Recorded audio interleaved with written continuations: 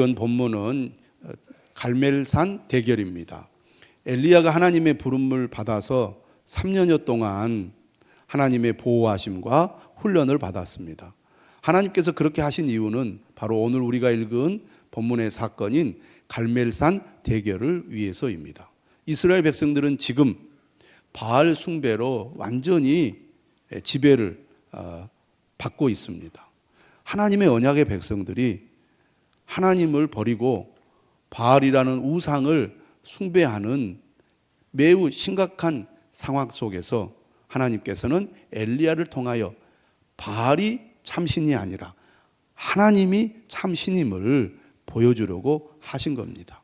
그래서 아합 왕을 만났고 아합 왕에게 제안을 하죠. 갈멜산에 바알 선지자를 다 불러주시오.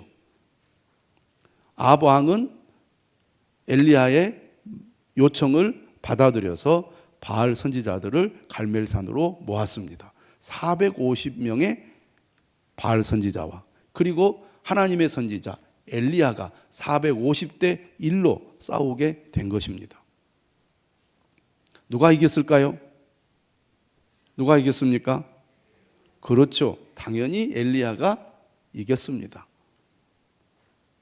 왜냐하면 바알은 거짓이고 하나님은 참이시기 때문입니다. 오늘 그 대결의 장면이 열왕기상 18장에 상세하게 기록이 되어 있습니다. 매우 극적인 사건이고 또 중요한 사건이다 보니 상당히 많은 분량을 할애해서 오늘 본문을 기록하고 있는데요. 엘리야가 이렇게 제안을 하죠. 송아지 2마리를 가져다가 한 마리는 바알의 선지자들이 또 한 마리는 엘리야가 잡아서 제단 위에 올려놓자. 그래서 우리가 불을 붙이지 말고 각기 자신이 믿는 신에게 간절히 기도하자. 만약 바알이 참신이면 바알이 하늘에서 불을 내려 바알 제단에 송아지 제물을 태울 것이고 하나님이 참신이면 하나님께서 하늘에서 불을 내려서 엘리야가 올려놓은 제단에 불을 내릴 것이다. 모두가 다 오케이 했습니다. 엘리야가 이렇게 제안을 하죠. 너희가 수가 많으니 너희가 먼저 너희 신에게 기도를 하라. 그러자 바알의 선지자 450명이 이제 제단 위에 송아지의 각을 떠서 나무를 올려놓고 그 위에 이제 제물을 올립니다. 그리고 드디어 기도를 시작하는데 오늘 말씀해 보니까 아침부터 정오까지 열심히 그들이 기도를 합니다. 바알이여 응답하소서. 여러분 우리가 다 경험이 있습니다. 혼자 기도하는 것과 450명이 기도하는 것과 어느 기도가 더 힘이 있습니까? 450명의 기도가 힘이 있습니다. 한 사람이 예배하는 것과 450명이 예배하는 것 어떤 예배가 더 힘이 있습니까? 당연히 450명의 숫자가 드리는 예배가 힘이 있습니다. 450명이 열심히 하늘을 향하여 바알신에게 우리에게 응답하소서 기도할 때 그 기도 소리가 얼마나 크고 웅장했겠습니까? 그것을 지켜보고 있는 백성들의 마음이 어떻겠습니까? 사람은요 이 숫자에 민감하지요. 수가 많으면 힘이 있어 보이고 수가 많은 곳에 진짜같이 여겨집니다. 여러분 이단들이 어떻게 합니까? 한 번씩 대규모 집회를 엽니다. 막 10만 명을 소집을 합니다. 수천 대의 차를 동원해가지고 한 곳에 모여서 집회를 엽니다. 왜? 우리가 이만큼 힘이 있다. 이것을 과시하기 위해서죠. 바알의 선지자 450명이 하나가 되어가지고 바알신에게 우리에게 응답하소서. 그 소리가 얼마나 웅장하고 그 소리를 듣는 백성들의 마음이 얼마나 심장이 쿵쾅쿵쾅 했겠습니까? 그런데요 아무리 많은 숫자가 간절한 마음으로 큰 소리로 소리를 질러도 하늘에서 응답이 없습니다. 왜요? 진짜가 아니기 때문입니다. 그러자 그들의 마음이 조급해지기 시작합니다. 그래서 이번에는 그들이 가만히 앉아서 기도할 수가 없었어요. 뛰놀기 시작합니다. 다시 말하면 그들이 막 제단을 돌아가면서 뛰면서 기도를 해요. 근데 여기서 뛰놀다라는 단어가 어떤 단어냐면 파사흐라는 단어인데, 이 파사흐라는 단어가 절뚝거리다는 뜻을 가지고 있습니다. 그러니까 뛸 때 오른쪽 왼쪽 오른발 왼발 이렇게 뒤뚱뒤뚱 하면서 그렇게 그들이 뛰었던 것 같아요. 근데 이 파사흐라는 단어가 21절에도 나옵니다. 너희가 어느 때까지 머뭇머뭇하겠느냐 할 때 머뭇거리다와 같은 단어예요. 이스라엘 백성들이 하나님과 바알 사이에서 뒤뚱뒤뚱 거리면서 왔다 갔다 했다 그런 얘기죠. 이렇게 그들이 뛰놀면서 바알 신에게 응답해 달라고 기도를 하는데 정오가 돼도 응답이 없자 엘리야가 이렇게 조롱을 합니다. 27절 한번 읽어보겠습니다. 27절. 자, 18장 27절 시작. 정오에 이르러는 엘리야가 그들을 조롱하여 이르되 큰 소리로 부르라. 그가 신인즉 묵상하고 있는지, 혹은 그가 잠깐 나갔는지, 혹은 그가 길을 행하는지, 혹은 그가 잠이 들어서 깨워야 할 것인지 하매. 야, 너희들이 450명이나 하나가 되어서 막 뛰놀면서 지금 너희 신께 기도하는데 왜 너희 신이 응답이 없느냐? 아마 잠깐 나갔나 보다. 잠들었나 보다. 묵상 중인지 모른다. 빨리 깨워서 응답하게 해라 하고 지금 자극을 합니다. 450명이 아무리 오전 내내 소리를 질러도 응답이 없으니 얼마나 마음이 조급해지면서 또 자극을 받았겠습니까? 그러니까요, 그들이 이렇게 합니다. 28절에 보면 큰 소리로 부릅니다. 처음에는 기도가 어떻게 보면 조용 하다가 응답이 없으니까 큰 소리로 막 기도를 하기 시작해요. 그런데 그렇게 해도 응답이 없습니다. 오전부터 기도를 시작했는데 정오가 됐어요. 정오를 지나 몇 시를 향하고 있냐면 저녁 소제 드리는 시간에 이르게 됩니다. 저녁 소제는 오후 3시를 가리킵니다. 그러니까 우리가 대충 한 9시부터 기도를 시작했다면 지금 12시가 지나서 지금 오후 3시까지니까 거의 6시간 가까이 기도를 하는 거예요. 그런데도 응답이 없으니까 그들이 어떻게 합니까? 이제는 칼과 창으로 몸을 찌르기 시작합니다. 피를 막 흘리기 시작해요. 우리가 신을 향하여 이렇게 희생하며 신께 간구합니다. 내 몸을 바쳐 신께 내가 간구합니다. 그런 의미로 칼과 창으로 몸을 찌르면서 피를 흘리는 가운데 기도를 하는 거죠. 백성들이 다 보고 있습니다.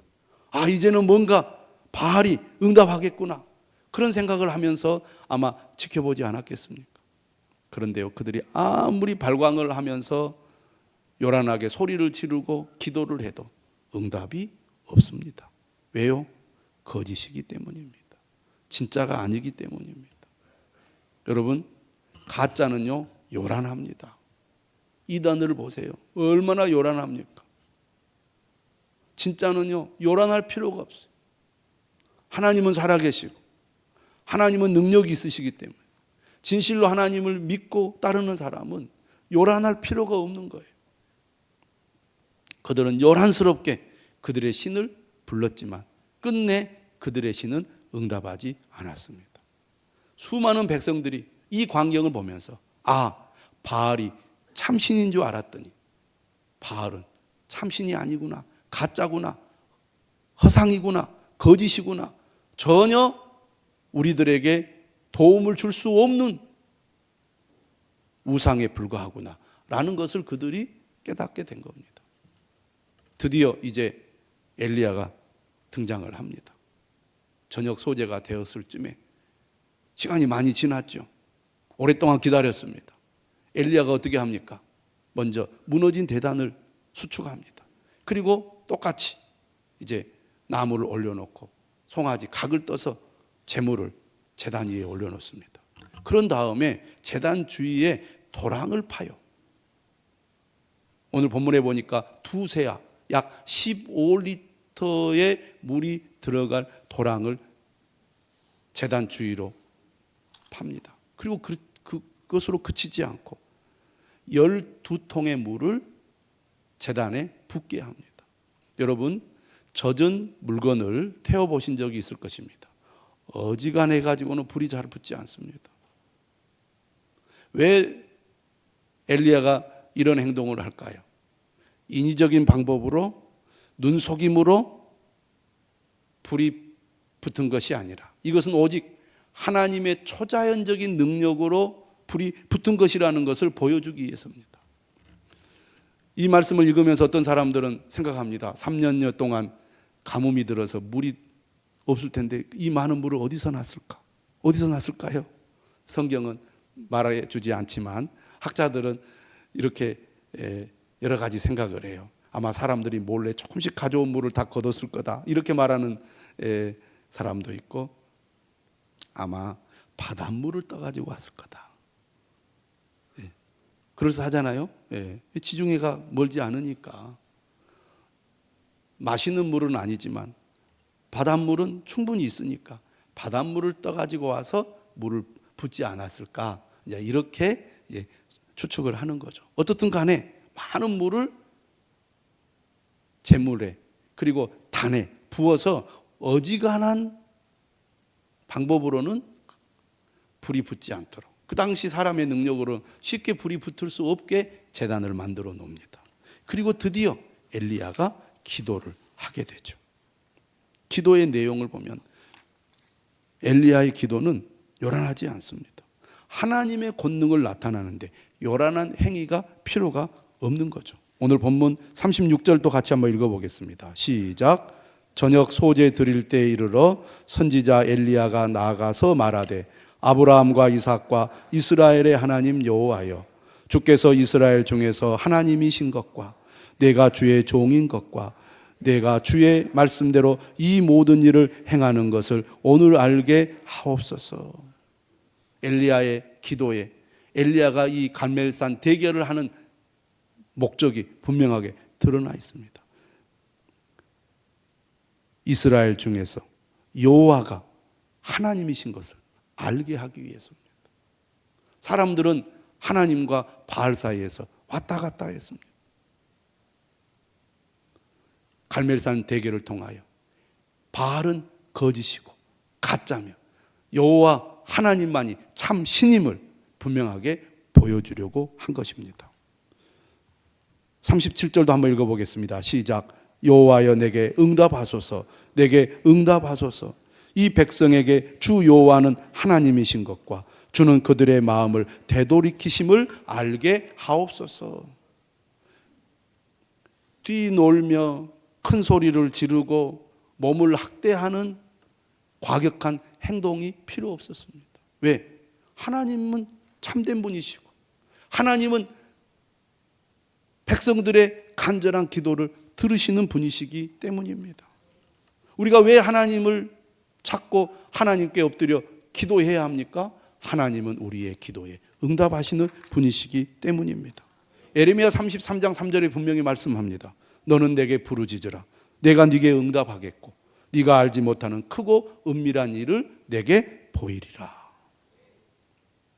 바알은 거짓이기 때문에, 허상이기 때문에 결코 응답할 수 없지만 하나님은 살아계신 참신이기 때문에 우리가 진실한 믿음으로 간절하게 기도할 때 우리의 기도에 응답하신 줄 믿으시기를 바랍니다. 드디어 엘리야가 간절한 마음으로 기도할 때 어떤 일이 일어납니까? 38절 또 읽어보겠습니다. 시작. 이에 여호와의 불이 내려서 번제물과 나무와 돌과 흙을 태우고 또 도랑의 물을 흩은지라. 엘리야의 이 기도가 하늘에 상달되어 하나님이 응답하심으로 불이 내렸습니다. 이 갈멜산 대결을 통하여 바알은 가짜요, 하나님이 참 신임을 분명하게 증명한 겁니다. 모든 백성이 그것을 보고 알았어요. 하나님과 바알 사이에서 왔다 갔다 하며 머뭇거렸던 백성들이 이 대결을 통하여 여호와만이 참 신임을 그들이 분명히 알게 된 것입니다. 그래서 30절에 모든 백성이 보고 엎드립니다. 그리고 이렇게 얘기하죠. 여호와 그는 하나님이시로다. 여호와 그는 하나님이시로다. 엘리야는 그제서야 바알의 선지자를 잡으라고 말합니다. 그래서 백성들이 바알 선지자들을 다 붙잡아요. 도망가지 못하도록. 그리고 기손 시내로 내려가서 이 바알 선지자들을 다 죽입니다. 하나님과 바알 사이에 중간지대는 없다는 것입니다. 오직 하나님만 믿고 섬겨야 한다는 것이죠. 다른데 기웃기웃해서는 안 된다는 것을 분명하게 보여주었습니다. 오늘 이 갈멜산 대결은 우리에게 뭘 가르쳐주고 있습니까? 첫 번째로 하나님만이 참 신이라는 것입니다. 다른 신들은 가짜라는 거죠. 신인 것처럼 보이고 신인 것처럼 행동하지만 사실은 그들은 허상이고 가짜입니다. 아무런 도움이 되지 않습니다. 그러므로 우리는 오직 하나님만 믿고 섬겨야 합니다. 우리에게 구원을 주실 분, 우리에게 궁극적인 도움과 복을 주실 분은 하나님밖에 없음을 우리가 분명히 알고 믿어야 하겠습니다. 하나님 아닌 것을 하나님처럼 의지하고 섬기는 것을 가리켜서 우상숭배라고 말하는 것입니다.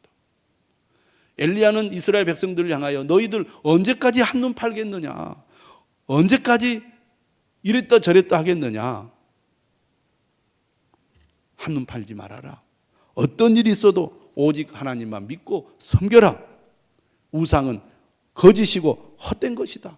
결코 그들은 우리에게 구원을 줄 수 없다. 궁극적인 도움이 되지 못한다 라고 분명하게 선언하고 있는 것입니다. 오늘 우리도 분명한 믿음의 결단을 할 수 있기를 바랍니다. 한눈 팔지 마십시오. 어떤 일이 있어도 오직 하나님만 믿고 섬기시기를 주님의 이름으로 축원합니다. 이스라엘 백성들은 언약 백성이죠. 하나님이 선택하셨습니다. 내가 너희의 하나님이 되겠다고 말씀하셨습니다. 그리고 백성들을 향하여 오직 나만 믿고 섬기라고 요구하셨습니다. 그리하면 내가 너희의 하나님이 되어서 너희를 인도하고 너희에게 복을 주고 너희를 책임져 주시겠다고 하나님이 약속을 하셨어요. 출애굽기 20장 3절에서 하나님은 1세대 이스라엘 백성들에게 뭐라고 얘기합니까? 너는 나 외에는 다른 신을 내게 두지 말라.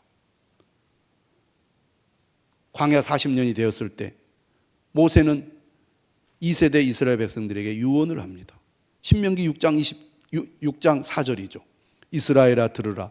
우리 하나님 여호와는 오직 유일한 하나님이시니 너는 마음을 다하고 뜻을 다하고 힘을 다하여 내 하나님 여호와를 사랑하라. 딴 생각하지 말고 딴 데로 눈 돌리지 말고 오직 하나님만 믿고 섬기라는 것입니다. 가나안 정복 후에 여호수아가 또 유언을 합니다. 24장 14절에 뭐라고 말합니까? 그러므로 이제는 여호와를 경외하며 온전함과 진실함으로 그를 섬기라. 이 마을의 백성들은 18절에 이렇게 응답합니다. 우리도 여호와를 섬기리니 그는 우리 하나님이심이니이다. 이렇게 하나님의 언약 백성이 하나님의 말씀을 따라 오직 하나님만 섬기기로 결단하고 그렇게 믿음의 삶을 시작했지만 이스라엘 역사는 어떤 역사입니까? 끊임없는 우상숭배의 역사였습니다. 왜 이런 일이 일어날까요? 왜 이런 문제가 발생했을까요? 여러분, 우리가 분명히 알아야 될 것은 신앙생활은 영적인 싸움이기 때문입니다. 따라서 합시다. 신앙생활은 영적인 싸움이다. 우리는 예수 그리스도를 믿습니다. 우리는 예수 그리스도 안에서 하나님의 선택을 받고 하나님이 기쁘신 뜻대로 예정하여 하나님의 아들들이 되게 했습니다. 그런데 오늘 우리는 어떻습니까? 오직 예수 그리스도만이 우리의 유일한 구원자라고 고백하면서도 우리는 여전히 한눈 팔고 흔들리고 신앙생활을 할까 말까 그런 갈등을 합니다. 연말이 되면 어떻습니까? 내가 내년부터는 교회를 다녀야 하나 말아야 되나 이런 생각하는 교인들이 연말에 많이 있습니다. 연말이 되면요, 나는 내년에는 교회 봉사를 해야 되나 말아야 되나 갈등하는 교인들이 많아요. 왜 우리의 신앙이 흔들립니까? 왜 방황합니까? 왜 무너집니까? 왜 넘어집니까? 신앙생활은 본질적으로 영적 싸움이기 때문입니다. 에베소서 6장 12절에 말하죠. 우리의 씨름은 혈과 육을 상대하는 것이 아니요 하늘에 있는 악의 영들을 상대함이라. 눈에 보이지 않는 배후의 악한 마귀는 우리를 끊임없이 유혹하고 끊임없이 공격하여 우리를 하나님으로부터 떼어놓으려고 합니다. 에베소서 2장 2절에 보면요, 마귀는 무슨 일을 한다고 말합니까? 지금 불순종의 아들들 가운데서 역사한다고 말합니다. 하나님을 믿지 못하도록, 하나님을 가까이 하지 못하도록 만들어요. 베드로전서 5장 8절도 말하죠. 근신하라 깨어라 너희 대적 마귀가 우는 사자같이 두루다니며 삼킬 자를 찾나니. 마귀가 하는 일이 여러 가지가 있지만 첫째는요, 하나님을 믿지 못하게 합니다. 마가복음 4장에 보면 씨 뿌리는 비유가 나오는데 길가에 떨어진 밭에 대해서 예수님이 이렇게 해석을 하셨습니다. 말씀이 길가에 뿌려졌다는 것은 이들을 가리킴이니 곧 말씀을 들었을 때 사탄이 즉시 와서 그들에게 뿌려진 말씀을 빼앗는 것이요. 이 시간에도 악한 마귀는 여러분들이 하나님의 말씀을 듣지 못하게 합니다. 딴 생각하게 해요. 믿음을 갖지 못하도록 방해합니다. 말씀을 깨닫지 못하게 해요. 우리의 마음에 교만한 마음을 심어주고 헛된 마음을 심어줘서 말씀이 들리지 않게 합니다. 또 열심히 믿지 못하게 해요. 심지어 믿음을 흔듭니다. 세상의 헛된 것에 빠지게 하죠. 그리고 거짓에 속게 만듭니다. 고난과 환난 가운데 처했을 때 우리의 신앙을 넘어뜨려서 주님을 떠나게 만듭니다.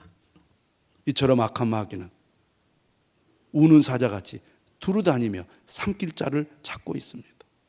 그러므로 우리는 알아야 합니다. 신앙생활은 본질적으로 영적 싸움이라고. 이 영적 싸움의 현장에 있는 우리는 어떻게 해야 됩니까? 베드로전서 5장 8절의 말씀대로 근신하라 깨어라. 깨어 있어야 됩니다. 아, 내가 영적 싸움터에 있구나. 마귀는 우리를 미혹하고 우리를 흔들고 우리를 넘어뜨려서 주님으로부터 멀어지게 하는구나. 심지어 배교하게까지 만들어요. 데살로니가후서 2장 9절 이하에 보면 사탄이 활동을 하는데요, 배교하게 만듭니다. 또 미혹하여서 거짓 것을 믿게 만들어서 심판을 받게 만들어요. 아, 우리의 삶은 영적 싸움이구나. 오늘 엘리야는 바알 우상 숭배자들과 영적인 싸움을 했습니다. 이 엘리야 한 사람의 영적 싸움이 북이스라엘에 일으킨 파장은 엄청났습니다. 우리가 우리의 삶이, 우리의 신앙생활이 영적 싸움이라는 것을 알고 엘리야처럼 영적 싸움에 임한다면 여러분을 통하여 많은 사람들이 거짓에 속아 넘어가지 않고 사탄과의 그 영적 싸움에 지지 않고 승리자가 될 줄로 믿습니다. 저는 여러분들이 그런 엘리야와 같은 역할을 할 수 있기를 바랍니다. 우리가 영적 싸움에 승리하기 위해서는 에베소서 말씀에 우리가 주목할 필요가 있습니다. 영적 싸움에 승리하기 위해서 첫째는 주 안에 있어야 한다고 말합니다. 늘 주님 안에, 주님과 동행하며 주님과 친밀한 관계 속에 있을 때 우리가 영적 싸움에 이길 수 있습니다. 그래서 예배의 자리, 말씀의 자리, 기도의 자리로 나가야 하는 것입니다. 주님 안에 있을 때 우리는 하나님의 전신갑주를 입을 수 있습니다. 군인이 싸울 때 무장을 잘해야 되잖아요. 에베소서 6장은 우리가 하나님의 전신갑주, 완전 무장을 하여 영적 싸움에 임하면 승리할 수 있을 거라고 우리에게 말합니다. 어떻게 우리가 전신갑주를 입을 수 있습니까? 그거 역시 말씀과 기도의 비결이 있습니다. 주님 안에서 주님이 주시는 은혜로 말씀과 기도를 가지고 무장하면 우리는 어떤 싸움에도 이길 수 있을 것입니다. 엘리야가 말씀과 기도로 무장하여 450명의 바알 선지자들을 물리쳤던 것처럼 우리도 우리의 삶이 우리의 신앙생활이 영적 싸움이라는 것을 믿고 영적 싸움에 임한다면 반드시 승리하게 될 줄로 믿습니다. 마귀는 우는 사자같이 12월에 여러분을 노릴 것입니다. 1월에도 노릴 것입니다. 하지만 엘리야처럼 우리가 무장하고 있다면 마귀의 공격은 거뜬히 이겨낼 수 있을 것입니다. 영적 싸움에서 승리하는 저와 여러분들이 되시기를 주님의 이름으로 축원합니다.